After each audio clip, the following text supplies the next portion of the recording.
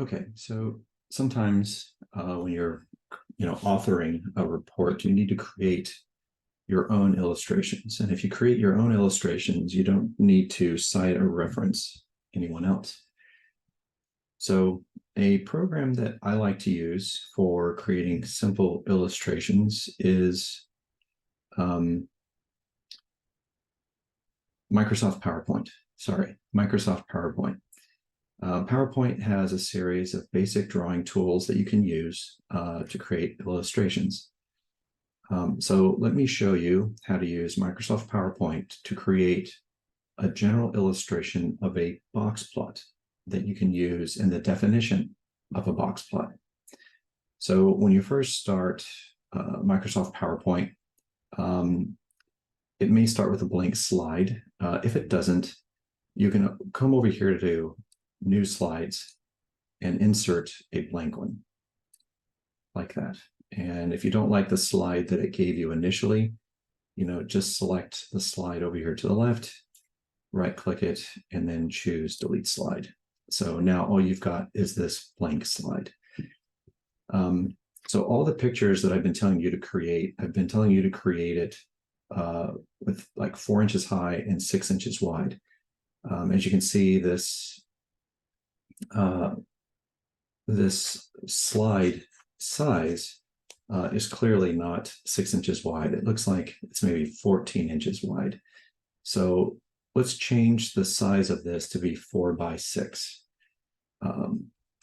First of all, though, if you're not seeing any of these rulers here on the side, I think you can click in the View tab and just turn on ruler. If it's turned off, it'll look like that. If it's turned on, you'll see the rulers on the top and the bottom. Okay, so to change the size of a slide, come over here to the Design menu, and it's showing the Design ribbon. And over here under Slide Size, left-click that and choose Custom Slide Size. And here we can change the height to be 4 inches high and 6 inches wide. And then we'll click OK. I don't think it matters which one of these two you select, just choose Maximize. All right, so now you can see that we're going from 0 to 3 inches to the right, 0 to 3 inches to the left. So this is 6 inches wide, and now this is 4 inches tall. So when you create a figure or an illustration, just make it to fill as much of this space as you can, and you'll have a 4 by 6 illustration. Okay, so now we want to create the basic image of a box plot. So from the home menu, you can click on shapes. You can get that list of shapes, but I prefer to maybe have the insert menu selected. I guess it's going to give you the same thing. Sure would have liked, yeah, I don't like how it's going to suddenly stretch my my shared window here upwards, but I guess I'm just going to have to deal with it. I don't think there's any other way around it. Okay. So a box plot, has 5 vertical lines, and you draw a box between the 2nd and 4th vertical line, and then you want to label it. My box plots are not oriented horizontally, they're oriented vertically. So that's kind of how I'm going to draw my illustration. So the first thing I want to be able to draw is just, let's say, a basic line. So I'm going to select, let's see here, I got stuff that's in the way. Okay, so I'm going to select a line. And this is going to be the horizontal axis, and then I'll draw a vertical axis next. So the horizontal axis, I will left click. And you'll notice that, as I'm holding down the left mouse button, I can kind of drag the second point anywhere I want. but you would like to be able to make a perfectly horizontal line. And so the way to do that is actually to hold down the Shift key. And if you hold the Shift key down, it locks the line to either horizontal or vertical or 45. So it's a quick way to actually make a perfectly vertical, perfectly horizontal, or perfectly diagonal line just by holding down the Shift key. And so I want mine to be about this long. And I will do the same thing. I will insert another line here. So hold down the left mouse button, drag up, and if I hold Shift, kind of lock things down, and I'll let go. Okay, so that created two lines, and let's worry about formatting them later. Those two. Okay, so here's my horizontal axis, here's my vertical axis. Now I want to create the box plot here in the middle. So we are going to insert some more lines. So let me make this bottom line. I'll hold down the Shift key. And yeah, I'll make this rather generous, something like that.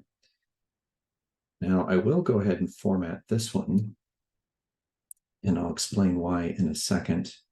So here under Shape Outline, we can make it black, and we can set the weight to maybe be 2 1/4. And let's go 3. Let's go a little heavier. All right. And now we want 5 of those. So there's several ways you can do it. You can just do copy paste, and then just keep hitting paste a bunch more times in order to get 5 of them like that. And let's see here. I think I want the topmost line to be about there, and the other ones to be spaced, something like that. It doesn't really matter. So what's nice is that you can select all of these, and under Arrange, you can align them vertically on center, and that should line them all up for you. Okay. And let's see here. Let's move those over. Now I can use the arrow key to kind of incrementally move those over to the right or to the left. And so I'm moving it just so that the end of the line kind of is on this center line here. Okay, so now box plot has 2 lines kind of connecting the second and the 1, 2, and the 4th line actually, here and here. So let's insert 2 more lines. One that goes from here to there. And let's put in another one that goes from there to there. And here's another little shortcut. If I like the formatting of this line, and I go to this Home tab, I can click this little paintbrush once, and then click on another line, and it automatically copies the formatting from this line to that one. If I want to make this line to have the same formatting as that one that's selected, I can click the paintbrush and then click this line, and there you go. And now I need a single line to draw from the maximum to this 3rd quartile, and from the 1st quartile down to the minimum. So let's insert shape, and let's draw a line from about there down to there. And we'll go ahead and format it. So I would like it to have the same formatting as that one.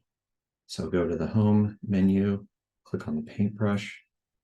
That'll copy formatting and make it look like that. And here's a bit of a shortcut. Let's say I want to make a copy of this line and put it down here. If I put the cursor on the line, hold down the control key, and hold down the left mouse button and drag, now I can make a copy of it and drag it to where I want it, and then let go of the mouse button first. Now you can let go of the control key.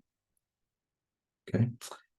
And let's make sure these two lines are aligned center. And let's make sure that these two are aligned center.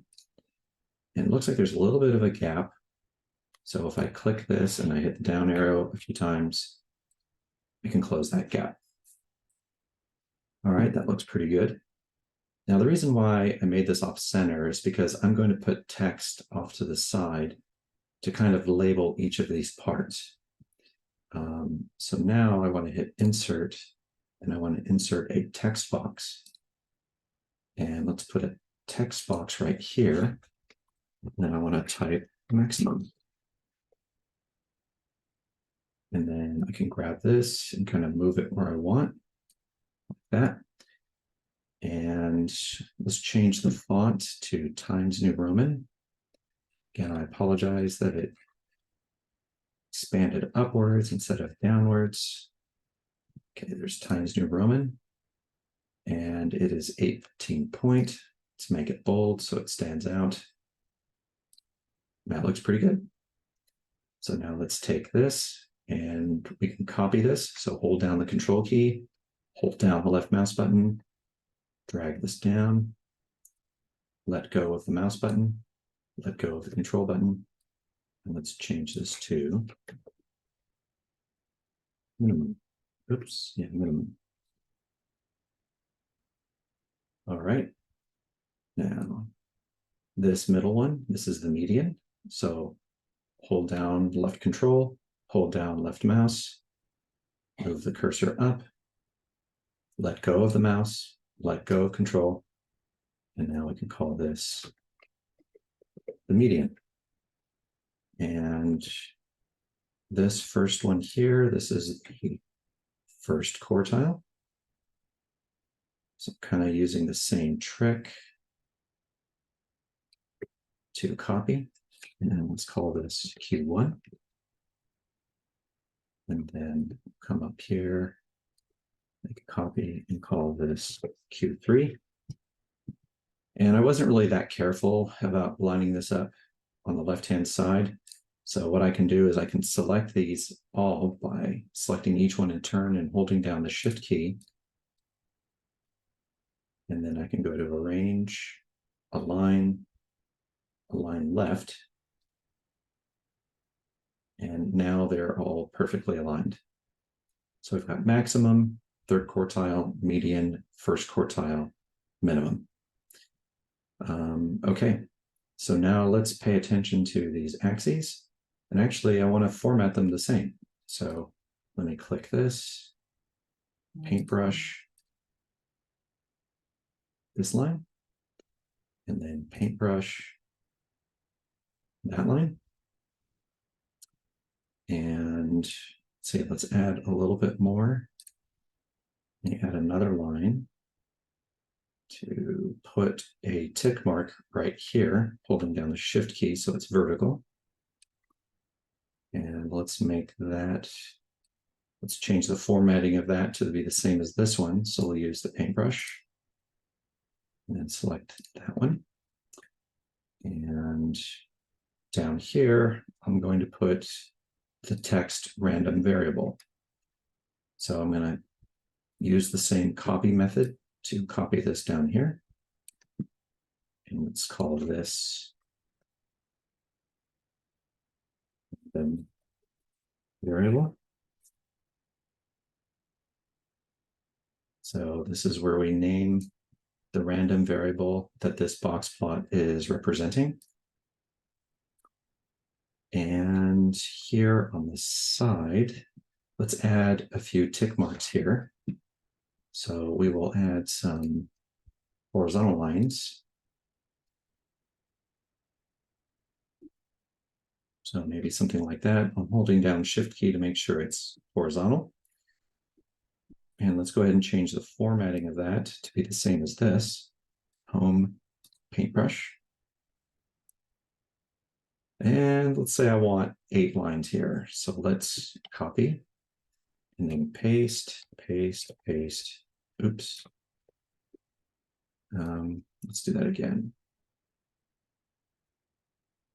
Let's copy, paste, paste, paste, paste, paste, paste. So this is just an illustration. It doesn't have to be perfect. But let's say, let me show you another trick. Let's say that I want my top tick mark to be here. I want my bottom tick mark to be there. And I want all of these to be spaced out between these two. So what you do is you select all of these, go to Arrange, Align, and Distribute Vertically. And then just like that, it spaces them out. Keeping those selected, go to Arrange, Align, right-hand side. All right, and now we just need to use the arrow key to move that over. So maybe something like that. All right, now we've got our tick marks on the left-hand side. And now I want to put on the left-hand side that this is the scale with units relative to this box plot. So I'm going to grab this, hold down the Control key, and move this over. And let's call this scale with units. Now I want to rotate this. So now it's written vertically instead of horizontally. So that's what this little icon here is. This is so you can rotate. So now I can freely rotate this around. And again, if I hold down the Shift key, it allows me to rotate this at increments, I think, of 15 degrees. So, you know, it allows me to really easily rotate this to perfectly vertical. And then I can just drag and move this over. And let's make this, instead of 18 point, let's make that a little bit bigger to 20. And let's make this one a little bit bigger to 20 point, like that. And let's center that out. Something like that. Okay. That looks pretty good. So now what do you do? Now that you've created this in PowerPoint, how do you get this over to your report? So what you do is you first select everything. So everything that you want to bring over is selected. Right-click on one of the objects. It doesn't matter which one, but right-click on one of them, and then choose Group. Okay, that's going to group all these objects into one object. All right. Now, later, if you want to edit this, you can always right-click this, go to Group, and choose Ungroup, and it kind of breaks it up into a separate component again. But in order to save this as a single picture file, you want to make sure that you group all of those. And then that lets you, when you right-click it again, choose Save as Picture. And now I'm going to save this into a directory that I've got for this project. Let's see here. Let me put it under box plot. And so this is going to be box plot definition illustration. And then I'll click Save. And you can choose different file types. I'm choosing PNG, but you could also use JPEG. Anything you want will work. So I'll hit save. And now this is saved. Let me go ahead and open this.